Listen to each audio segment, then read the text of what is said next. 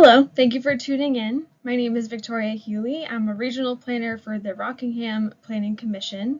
Today I'm going to talk about the Housing Opportunity Planning Grant within Brentwood and a little bit of background information on housing in the region, and I hope you enjoy. So on this recording's agenda, we're going to talk about housing background in Rockingham County, factors impacting regional housing, housing background in Brentwood, the Housing Opportunity Planning Grant background. I'm going to talk about who we're doing the planning for, Brentwood's HOP strategy, and next steps. Let's get started about talking about housing background in Rockingham County. One of the multitude of reasons as to why there is a housing crisis in our area is due to the regional population increasing. On the slide, we have shown population for 2000, 2010, 2020, and a projection for 2040, which is 221,897. So between 2000 and 2010, there was a 6% increase. In 2010 and 2020, there was a 5.5% increase. So we've just continued those numbers. So between 2020 and 2030, we expect around the same growth, which would bring us to an additional 15,868 people. In 2030 to 2040, that increase would be 7,159. So between 2020 and 2040, we expect for there to be a total increase of 11.6% of the total regional population. Another large factor contributing to the lack of housing in our region is due to housing production being slowed. Population has been increasing, but the region has not been able to keep up with housing production to support this growth. Housing production never fully came back after the early 2000s and the housing market crash of 2008. Just as it was starting to come back, we experienced COVID and are all still feeling those effects today. This slide is again showing how housing production has slowed. This is just another graphic to show the number of homes separated by owner and renter occupancy, because when we are dealing with the housing crisis, not only are we talking about owner-occupied housing units, but renter-occupied as well. So in 2010, we had a total of 58,612 owner-occupied units, and for renter-occupied, that was 17,318. For a total of 83,892. In 2015, you can see it went up just a little bit, and so as well as 2020, which is giving us a regional rental vacancy of, so renter occupied vacancy in 2010 it was 3.1%, where now our latest data from 2022, it's showing us at a rental vacancy of 0.6%. Another factor is that the regional population is aging. This impacts types of housing needed, supportive services for seniors such as transportation and emergency medical services, and school enrollment actually ends up going down. Brentwood may not be the top contributing member of a large elderly population, but people from neighboring communities will be looking to any and all opportunities for accessible and affordable housing, and will be looking towards Brentwood. So for Brentwood, in 2010, the average age was 40.4, and our latest data from 2020, the average age has gone up to 42.1. As we're all probably aware, the cost of housing is increasing for both renters and homeowners. So within the RPC region, median gross rent has gone up 47%. In 2010, it was $1,086. In 2022, it was $1,595. The median home price has gone up 99%. So in 2010, it was $265,000, and in 2022, it was $527,000. If you compare this to the annual household incomes, for renters, it's around $69,000, and for homeowners, it's $117,000. So an affordable mortgage payment would have to be around $2,537 on a mortgage for a home that costs around $344,000. That's with an assumption of a 6.9 interest rate. And then an affordable rent payment, assuming that you fall within the category of the RPC Region 2020 annual household income of $69,000, your rent payment couldn't be over around $13,000, which is not where it stands right now. It stands around $1,500. This is another visual that breaks down the details of affording a home in our region. This information is from 2020. So let's say the median home sale price in 2022 was $527,000. Let's assume a 20% down payment at around $105,000. So then your monthly payment, principal and interest only, assuming a 6.9 interest rate on a 30-year mortgage, it's going to be $2,777 per month. So that's not all you have to pay. So now we've gone further. This is the number for the monthly payment plus 40% increase accounting for utilities and taxes. Now that's going to be around $3,888. So you would need an income of around $155,000 a year to afford the average cost of a home in 2022 in our region. Now those numbers were just for 2020 and 2022. So income has lagged as housing prices continue to increase, and as you could see the pattern, it will continue to increase as well.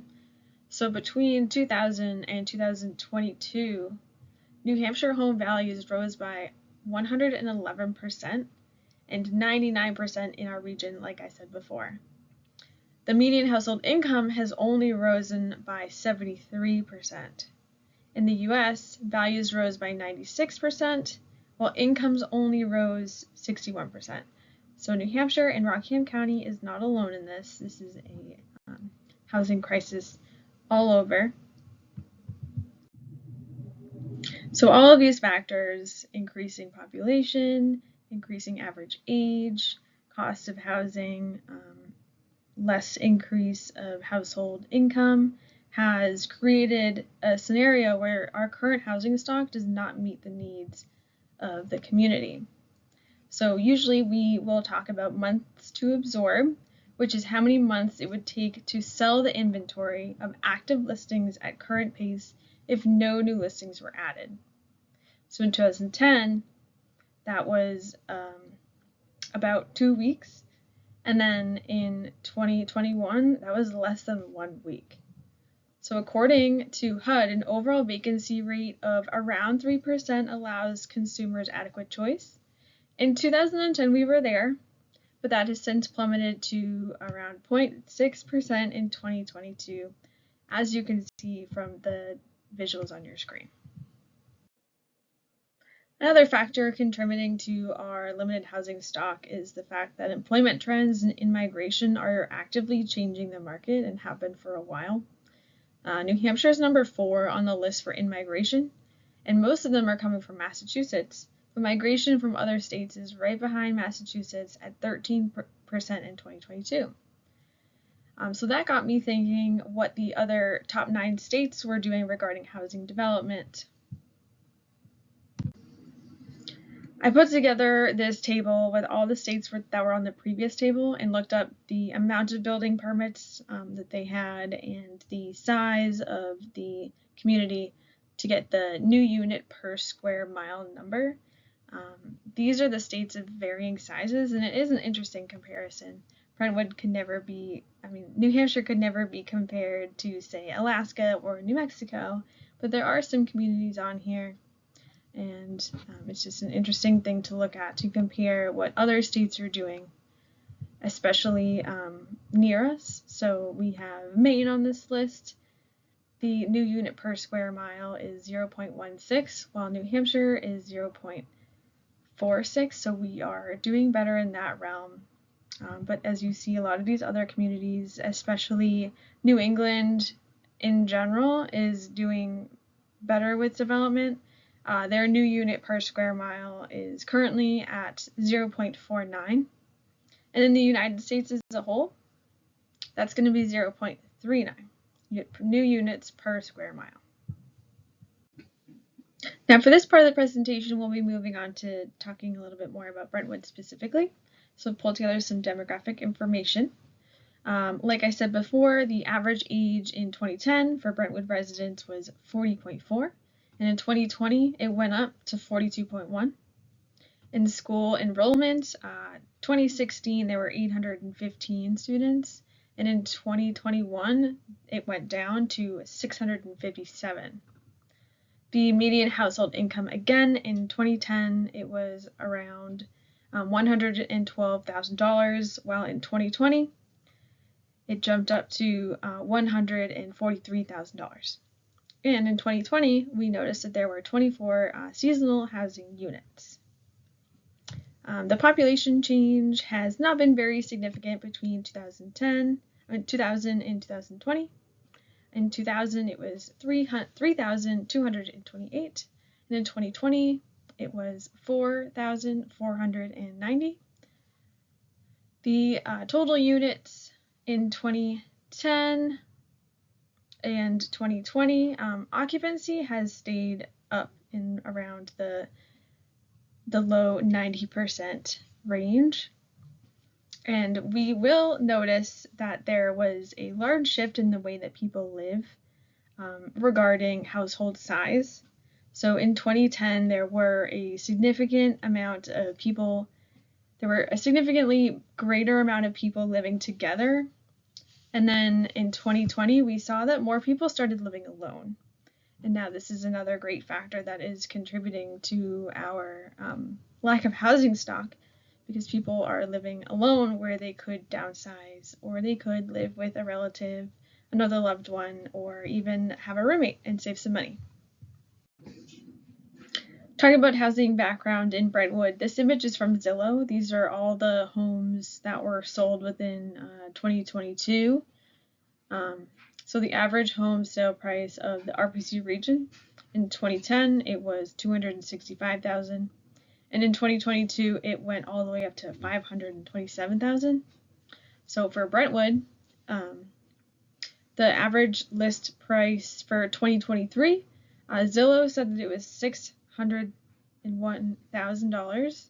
Realtor.com said $632,000, and Redfin said $646,000.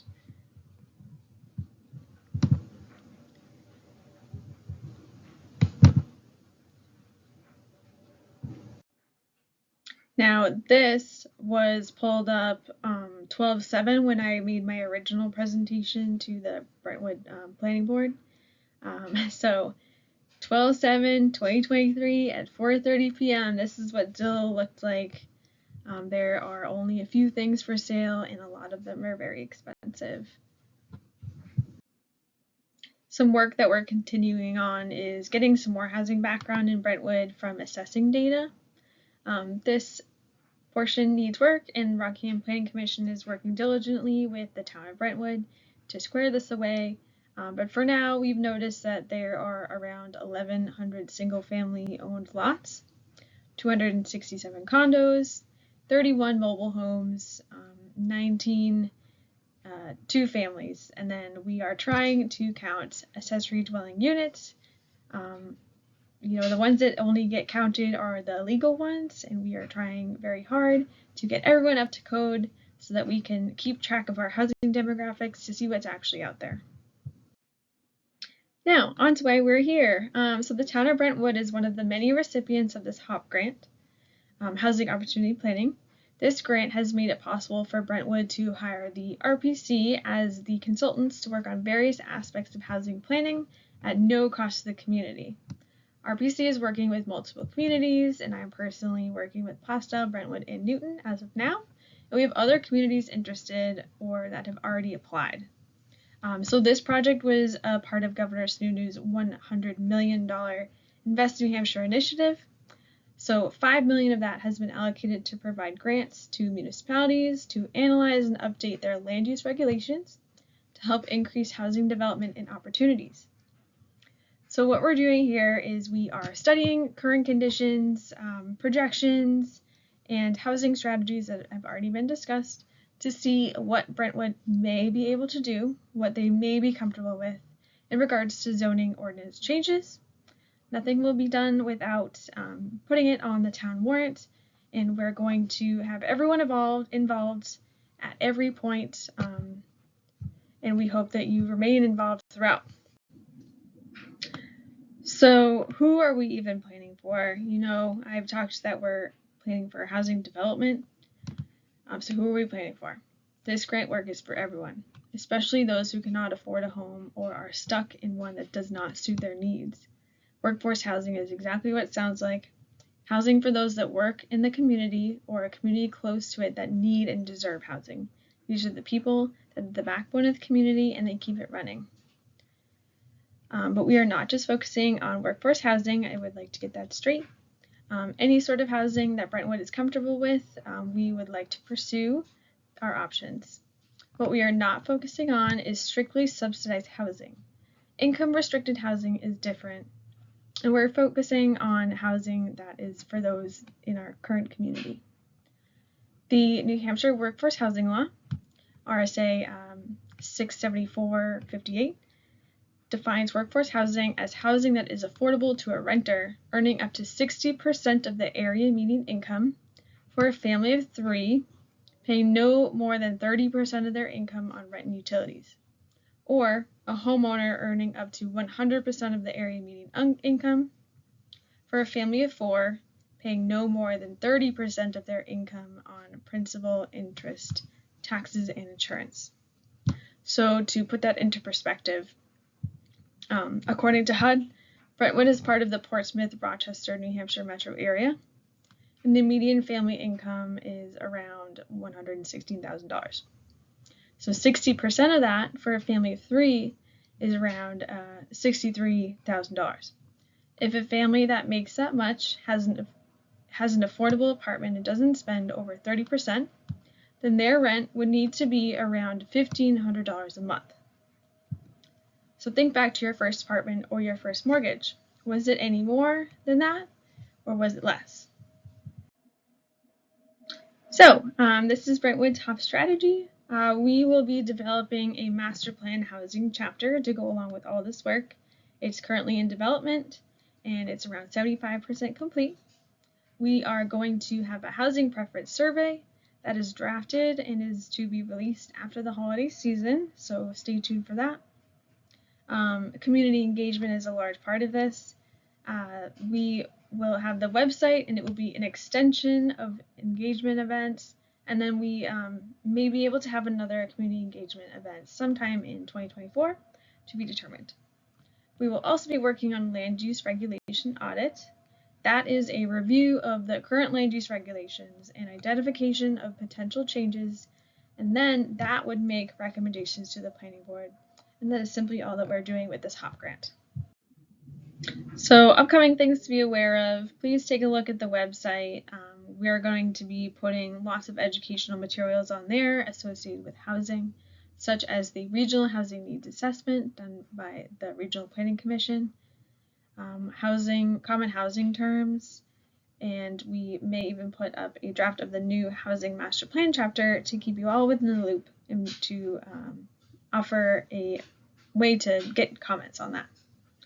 So a flyer is going to be created and shared throughout the town, sharing the website information so that it will be accessible to as many people as possible. And then after the holiday, the survey will be posted, date to be determined. That's the end of my presentation. I would like to just say thank you to everyone that's tuned in. Your passion for your community is outstanding.